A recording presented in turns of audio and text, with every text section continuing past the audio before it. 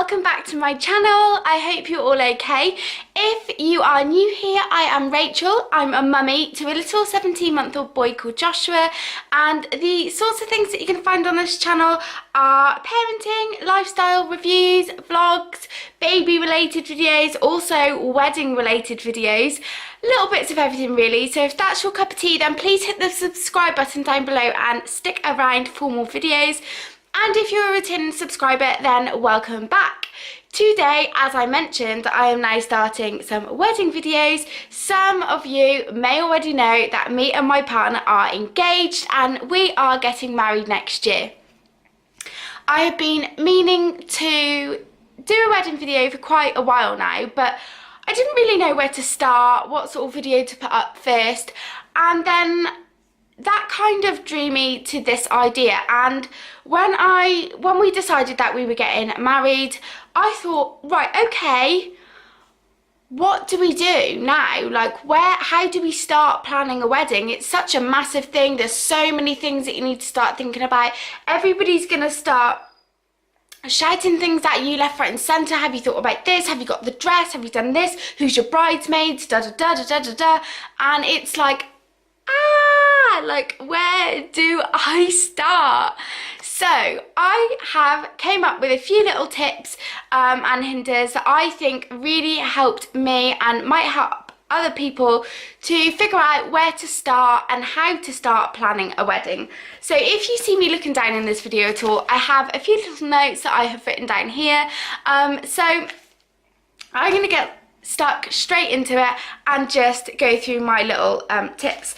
So the first thing that me and my partner did was we looked at our budget and came up with a budget, and that would be tip number one. First thing to do is definitely work out what your budget is, because it is so easy when you decide you're going to go and get married to just go completely overboard and I want to get married in a castle and I want a big ball gown and I want this and I want that. And actually you have to really rein it in and look at what can we afford realistically, what is our budget, because that is a massive contributing factor to what your wedding is going to be like, and work out a budget that is right for you, right for your family, and that is affordable and realistic really, and then you can start to go from there. The second thing that we decided to do was look at dates. So we thought about what our budget was, how much we could afford a month, how much we had saved back, and then we decided to look at dates. A month that we didn't have an awful lot in. Weather-wise, what do you want? Do you want a winter wedding? Do you want a summer wedding?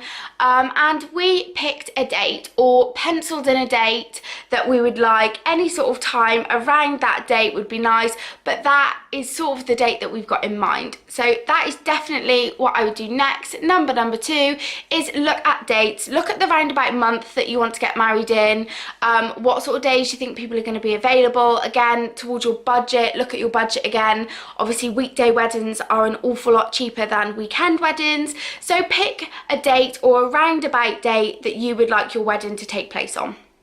Right, third tip, and this is a little thing that I have got to show you, is get a little wedding planner. If you cannot afford a actual wedding planner, I can't, then go and pick yourself up a little wedding planner. And I wanted to show you this one because this is the one that I have got, and it is £4.99 from B&M Bargains, and it is so lovely and so good. So it's just white with a little sort of turquoise spine and like gold lettering, wedding planner, and this is honestly, it's amazing.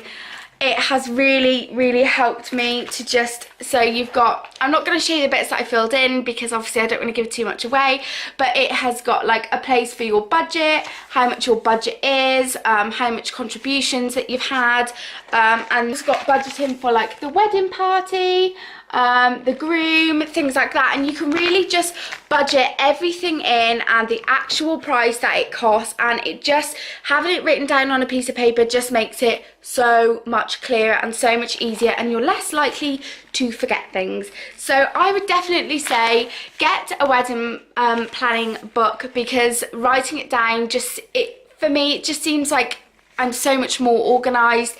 The fourth thing that we decided to do was to look at venues, sort of venues that were in our budget, the sort of thing that we wanted, and whether our date was available. So we actually have our venues booked now. We are having a church wedding and then we are having a reception after, which I'm so excited about. I just think it's going to be absolutely beautiful having a church wedding. And definitely, if you are thinking of having a church wedding, ring up the vicar, ask for prices, ask for dates. Usually most venues will pencil you in until you have put a deposit down, and then obviously your date is confirmed. I would say definitely get a date and get venues booked, because once you've got a date and a venue, you can move on to slightly smaller things. So the last thing that I would say to do is to devise your guest list. So work out whether you want the same amount of evening guests as day guests, or work out whether you want to have a big party in the evening and just a really small intimate ceremony, and write a guest list. And once you've done that, you can actually look at getting your invites, which is what I have done. That was the next step I did, and I just want to show the invites that I've got because I just think they're so beautiful and I absolutely love them. You can obviously get bespoke invitations that are specially made. You can just get ones from the shop, or if you're really crafty, you can make them yourself. I'm not that crafty. So these ones are by a company called Simon Elvin, and they are exactly what I wanted. I think they're so beautiful. They're just plain white with like silver embellishment, a little cake, and it says wedding invitation, and I absolutely love them. It's exactly what I wanted. They are just really simple and really pretty, and inside, as you can see, it just says that. So I would definitely say next thing after you've booked your venue is devise your guest list and get your invitations out. The more notice you can give people, the more chance there is that they're going to be able to attend your wedding, and obviously you want as many people from your guest list to be able to attend as possible.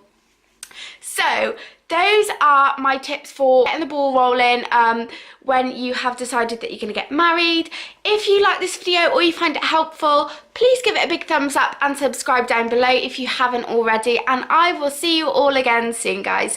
Bye!